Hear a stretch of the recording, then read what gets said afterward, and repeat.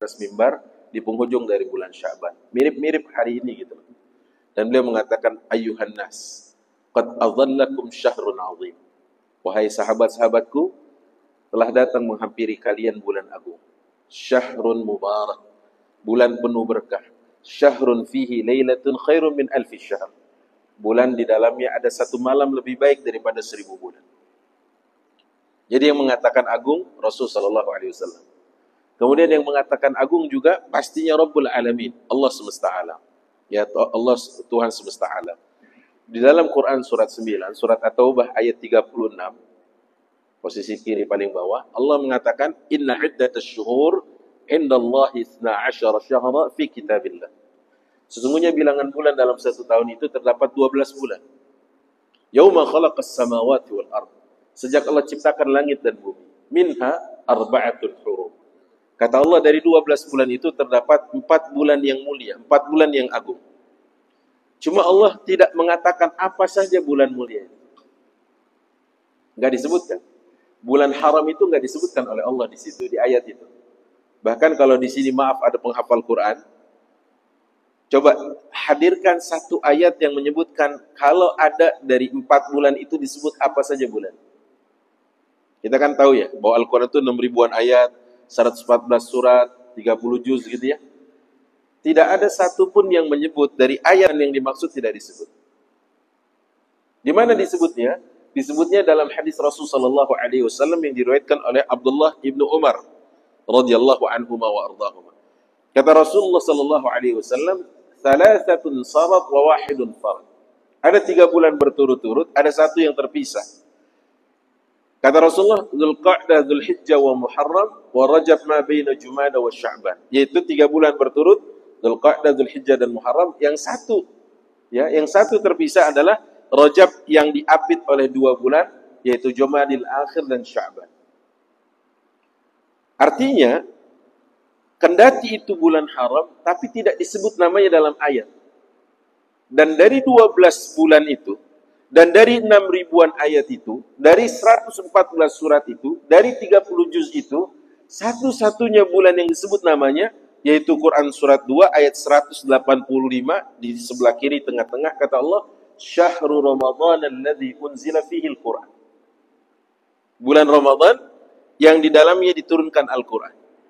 Allah kalau menyebut nama, baik nama seseorang, nama tempat, nama tokoh, ataupun nama bulan, atau nama-nama lain, maka tujuannya paling tidak ada 2.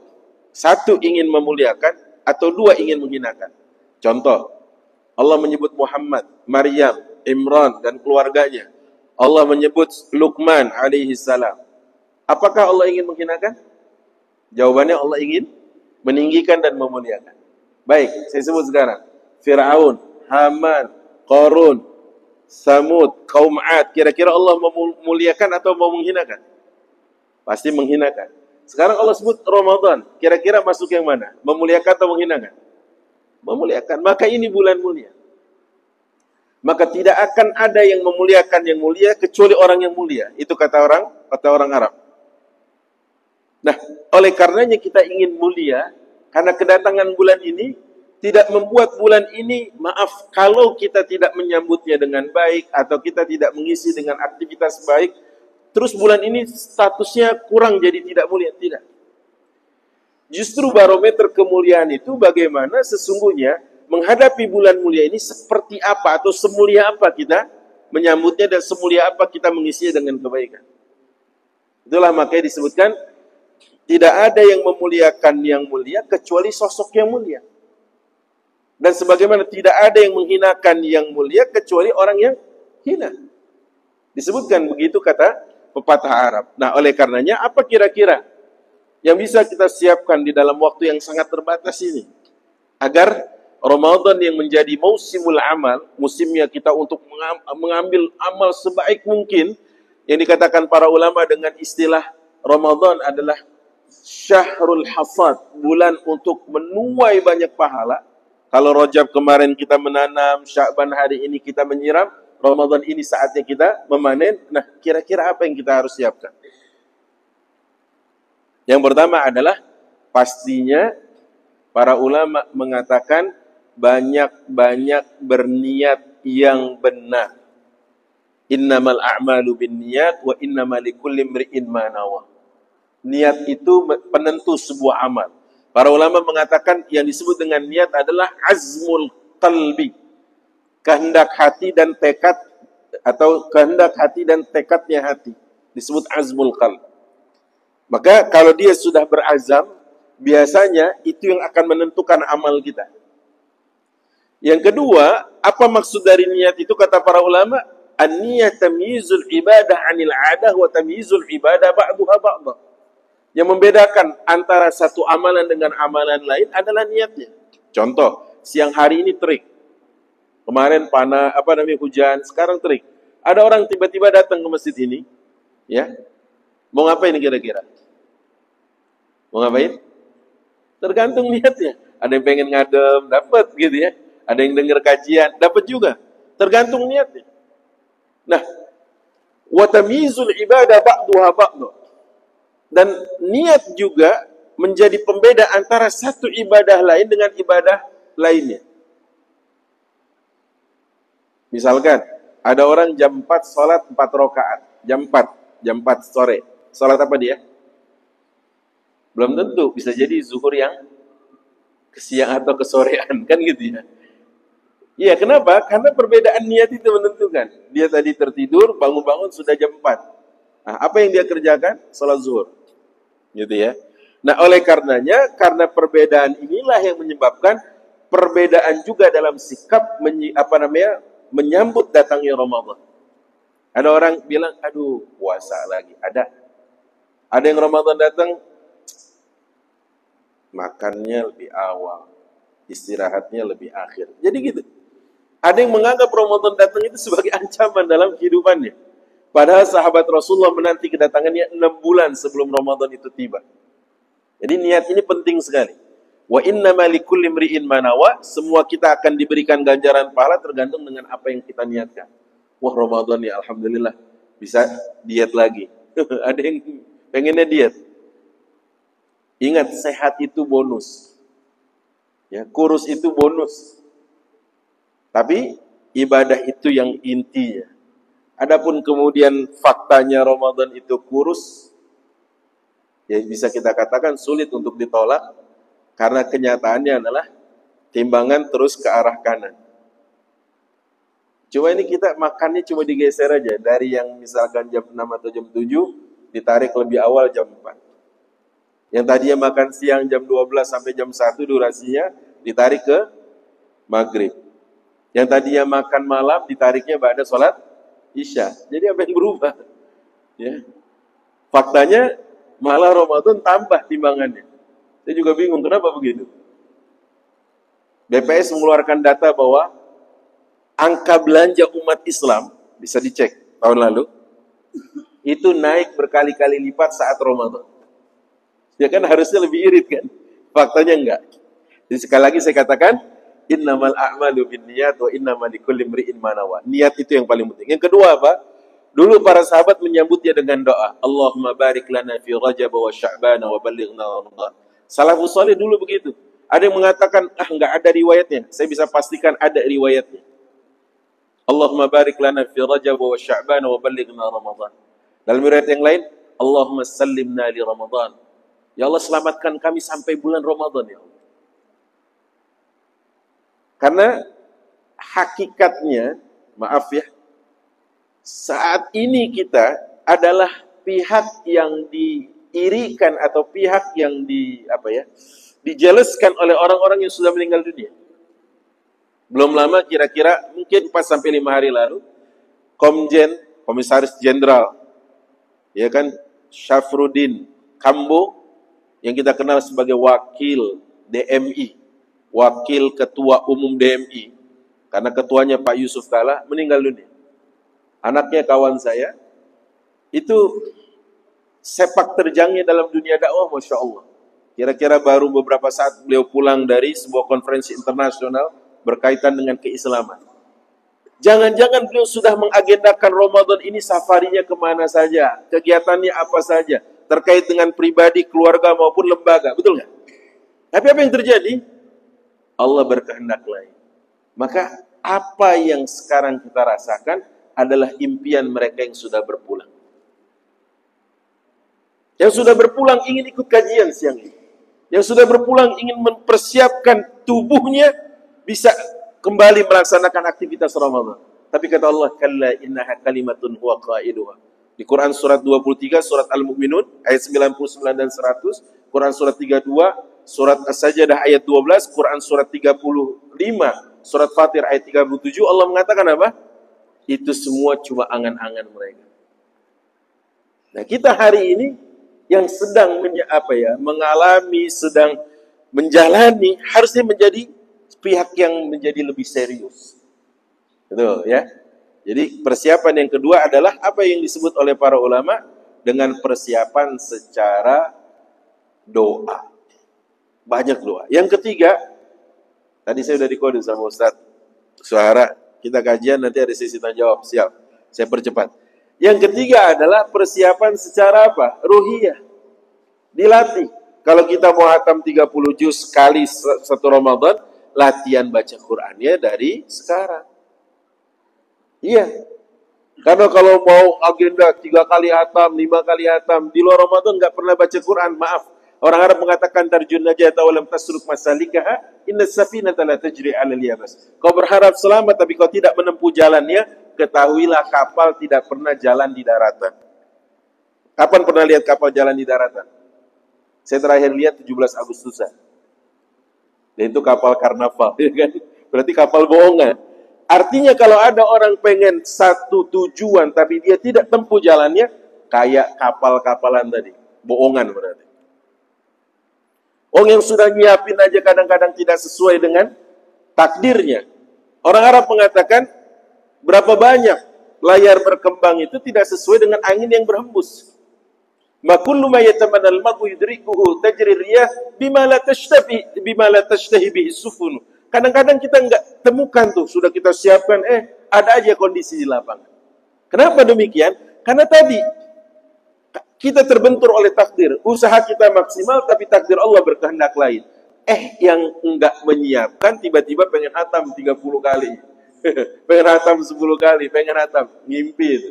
Sama seperti orang yang lari maraton, lihat di situ ada turnamen 45 atau 42 km, berhadiah satu rumah di wilayah Menteng, Jakarta Pusat, terus nggak pernah jogging, nggak pernah lari, nggak pernah pemanasan. Kira-kira apa? Dia ikut pada hari H, bendera start dia angkat, dia pakai nomor punggung, nomor dada, dia lari. Yang ada instalasi gawat darurat. Ya, nggak pernah latihan. Tiba-tiba pengen berharap dapat rumah di Menteng. Mimpi itu namanya. Yang selanjutnya, persiapan yang tidak kalah penting adalah i'dad fikriyah. Mulai dibaca lagi bukunya, artikelnya, ditonton lagi YouTube-nya. Kalau kita punya buku panduan fikih, buka lagi tentang fikih siamnya. Ya. Sampai sekarang kalau saya tanya, apakah nyuntik batalin puasa atau enggak? Nyuntik. Misalkan mau umroh nih, ada namanya vaksin. Batalin enggak? Suntik enggak? Kalau infus? Batalin puasa enggak infus? Ayo. Kan sama-sama jarum masuk nih. Suntik batalin nggak? Nggak. Kalau infus? Batalin. Kenapa batalin? Pertama, harus tahu dulu infus itu kedudukannya apa? Menggantikan cairan, betul ya? Makan dan minum. Orang kalau sudah lemes biasanya diinfus. Baik. Sekarang pertanyaannya jangan tekstual. Pertanyaan kontekstual. Kalau orang diinfus kira-kira udah payah belum? Kalau diinfus berarti udah payah dia. Kalau payah kira-kira sakit atau sehat? Kata Allah, wa in kuntum marda. Kalau kalian sakit nggak usah puasa. Jadi pertanyaannya nggak usah pakai apakah hukumnya infus. Ya orang di infus berarti sakit gitu ya. Ini pertanyaan kontekstual. Baik. Pakai tetes mata batalin puasa nggak? Tetes telinga batalin puasa nggak? Berenang saat puasa batalin puasa nggak? Kentut di dalam kolam renang batalin puasa nggak? Nah, baca lagi. Jangan besok begitu berenang, batal nggak ya? Coba tanya dulu Ustaz Ahmad Ridwan, gimana batal nggak ya? Udah berenang baru tanya. Gitu. Ya kan? Kemudian persiapan apa lagi? I'dad mali. I'dad mali itu persiapan secara finansial. Umroh, pengen umroh yang setara dengan haji bersama Rasulullah. Umroh Ramadan. Ingin i'tikaf 10 terakhir di Nabawi. Ya terjadi di sana. Nggak mungkin terjadi di sini. Dan itu butuh uang. Persiapan dengan matang. Bagaimana caranya? Atur keuangan dengan baik. Ini bocoran saja, Senin saya baru pulang dari sana bersama keluarga. Madinah kemarin, Makkah kemarin, itu bulan Sya'ban rasa Ramadan. Maksudnya gimana? Full, penuh, padat. Kebayang Ramadannya. Baik, itu baru sisi manusianya. Biayanya, Allahu Akbar. Kemarin banyak jamaah yang harus tergusur karena apa? Ada jamaah lain yang berani bayar mahal. Hotelnya sudah confirm. Confirm, letternya sudah keluar. Entah apa yang terjadi. Terus apa? Dia harus bergeser lebih jauh. La ilaha illallah. Ini Ramadan lebih mahal lagi. Saya pernah, kalau nggak salah waktu itu paket 96 juta. Itu kan mengalahkan harga haji ya Pak? Reguler kan? 96 juta itu di Sofwa Tower. 10 hari, saya ingat, di Mekah, 5 hari di Madinah. 15 hari sampai lebaran di sana saya. Gimana saat itu kita tahu bahwa persiapan uang harus kuat? Ustaz punya banyak uang, enggak? Itu dibayarin. Saya dibayarin karena bawa jamaah waktu itu. Artinya kalau kita ingin mengagendakan yang lain, buka bersama kah, memberi makan kah, di dalam ilmu usul fikih, minta waktu 1 menit lagi Ustaz Suara ya. Saya buka sesi tanya jawab. Apa yang dikatakan oleh para ulama? Ibadah ada 2 model. Ada ibadah mahdah, ada ibadah ghairu mahdah. Oke, itu dari sisi bagaimana ibadah itu ritual pure dengan sisi sosial. Tapi ada sisi yang lain yang disebut dengan mudayyak dan muwassa. Apa itu mudayyak? Waktu pelaksanaannya sempit. Apa itu muwassa? Waktu pelaksanaannya lebih lapang. Contoh, sholat zuhur sampai asar, waktu membentang dari jam 12 sampai jam 3. Saya mau tanya, kalau ada orang sholat di jam 12 sah nggak? Sah kan? Sholat zuhur ya. Sekarang jam 12:30 sah nggak? Sah. Jam 12:45 sah nggak? Sah. Jam 1:15 sah nggak? Sah. Itu namanya muwassa. Waktu pelaksanaannya lapang. Baik, yang mudayyak. Ada orang berhaji, wukufnya tanggal 13. Sah nggak? 13 Zulhijjah sah nggak? Nggak sah. Kemudian kalau kemarin tanggal 9 padat sekali, saya tanggal 10 aja deh, wukuf ke Arafah. Boleh nggak? Nggak sah, karena al-hajju Arafah. Haji itu Arafah, kata Rasul. Jadi waktu pelaksanaannya sempit, hanya tanggal 9 itu saja wukufnya. Sama seperti puasa kita, puasa Ramadan hanya di bulan Ramadan, kecuali yang qadha. 1. Kedua, puasa yang cuma 1 hari itu dapat pahala sehari. Jadi dari waktu subuh sampai maghrib, hanya dapat waktu itu saja. Bagaimana caranya agar kita bisa melaksanakan 1 hari puasa mendapatkan 100 pahalanya? Beramal cerdas di waktu terbatas. Gimana caranya? Persiapan maliyah. Ajak orang iftar, berapa jumlah orang yang ikut kita biayai, sebanyak itu kita dapatkan pahalanya. Saya pernah dapat nasi kotak di sini dikasih sama Ustadz Suhara. Saya ingat banget, itu awal perjumpaan dan perkenalan saya. Saya ingin isi kajian, betul. Saya ingin isi kajian di Pondok Kelapa, saya mampir sini untuk sholat. Saya udah bawa bekal sebenarnya. Di mobil, saya cuma mau sholat, sudah batalin juga di mobil. Beliau kasih saya nasi kotak. Saya ingat banget. Itu awal saya tukeran nomor handphone di sini. Dan saya nggak akan lupakan itu. Betul lah. Dan itu ternyata kalau memang dari sumbangsi Bapak Ibu jamaah hadirin, dapat pahala dari saya insya Allah ya. Karena pernah berbagi buka buat saya. Dengan uang kita dapetin pahala dari pahala orang yang berpuasa tadi. Tanpa mengurangi pahala dia sedikit pun. Kenapa? Karena kata Rasulullah, man fattara sha'iman kana lahu minal ajri, barang siapa yang memberi buka buat yang berpuasa, baginya sebesar pahala dari orang tersebut min ghairi an yanqusu min ujuri syai', tanpa mengurangi pahala orang itu sedikit pun. Baik, terakhir ya. Ikuti saya. Ini rumusan. Wa kullu syai'in. Ikutin. Wa kullu syai'in bil fulusi mulus. Apa artinya? Segala sesuatu dengan fulus menjadi mulus. Betul Pak? Muka yang agak geradakan ada fulus, mulus. Termasuk ibadah Ramadan kita dengan fulus, besok mulus. Sehari kita puasa bisa nraktir berapa? 1000 orang, 100 orang, 10 orang, 1 orang, agar pahalanya bisa dilipat gandakan. Wallahu alam, kayaknya nggak ada yang mau tanya ya. Kalau nggak ada yang mau tanya, saya terusin. Ada nggak? Silakan Pak, mau tanya apa?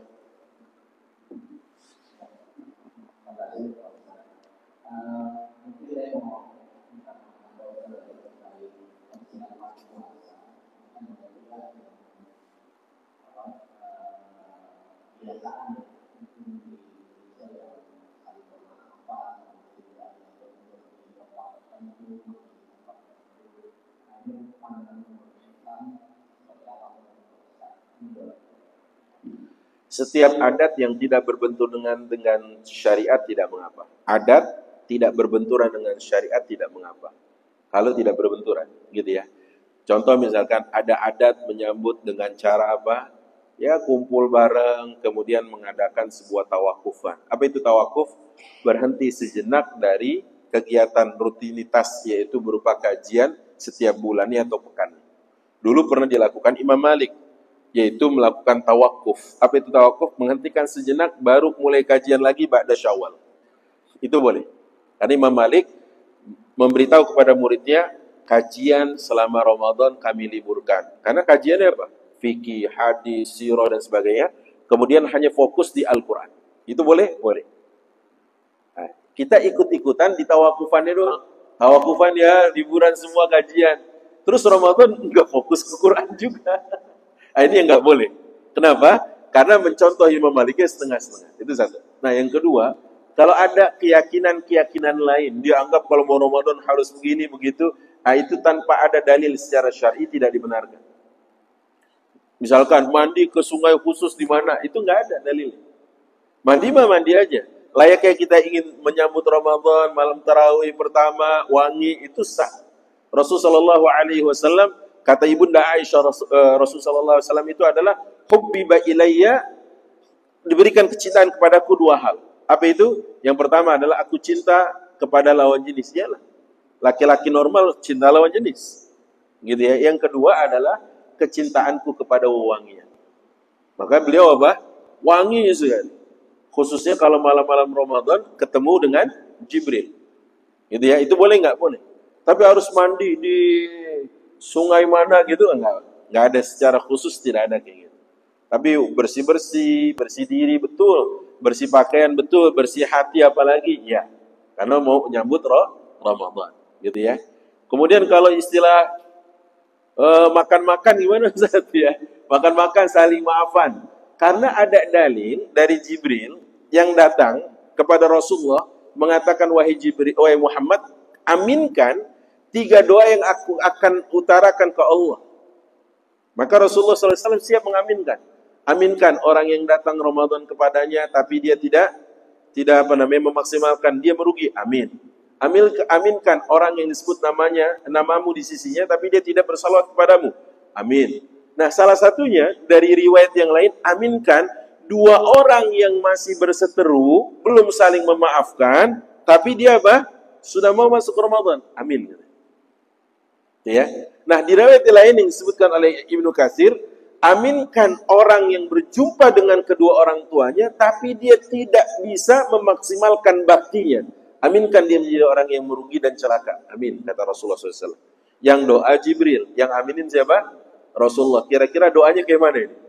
Kalau martabak apa kira-kira? Spesial apa istimewa? Udah istimewa gitu ya. Nah, memang rangkaiannya kemarin itu biasanya dilakukan malam nisfu Sya'ban. Kenapa?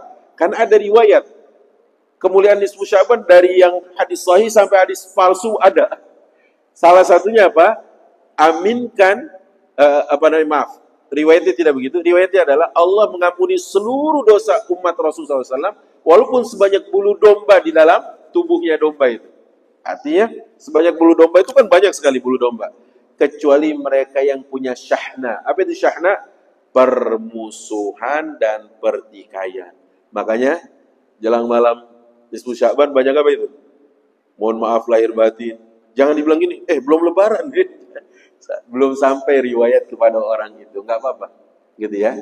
Nah, seperti itulah. Makanya mungkin kemarin nisfu Sya'ban belum selesai. Dia minta maafnya sebelum Ramadan. Agar Ramadannya mulus. Tidak ada apa? tidak ada gangguan. Sebenarnya kapanpun kita punya kesalahan sama saudara kita, saat itu juga minta maaf. Dalam riwayat sahih dari Bukhari, Rasulullah mengatakan, "Man kana lahu mazlamatun li akhihi falyatahallal minhu al-yawm." Siapa yang punya kezaliman kepada saudaranya, minta dihalalkan, dalam tanda kurung, minta dimaafkan hari itu juga.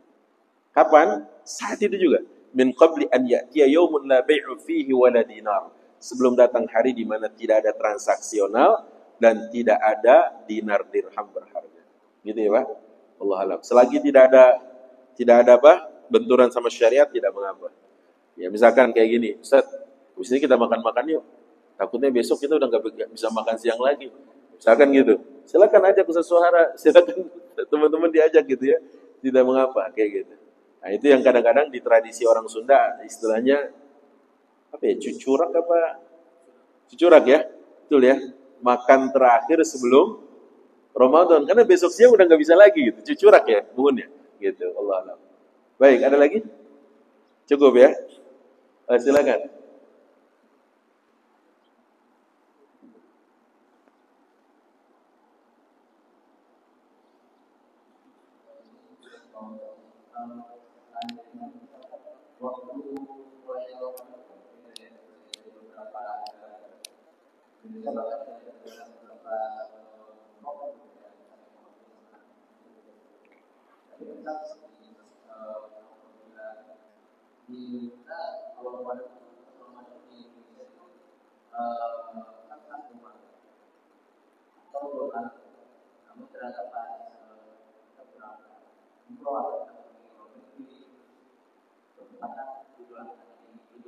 Fitri.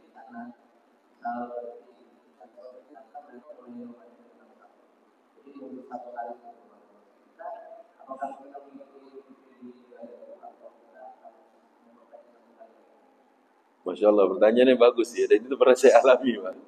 Jadi saya ikut puasanya ikut Indonesia. Tapi begitu lebarannya ikut Saudi. Iya, kenapa? Karena saat itu saya masih di Saudi. Jadi saya lebaran mengikuti apa kata Rasulullah, sumu yauma yasumun nas. Kata Rasulullah, berpuasalah saat hari di mana orang-orang berpuasa. Wa aftiru yauma yuftirun. Dan berbukalah saat mereka berbuka.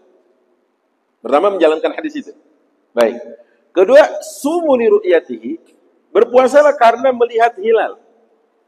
Dan ternyata Indonesia saat itu hilalnya adalah di hari di mana tadi saya katakan berbeda dengan Saudi katakan.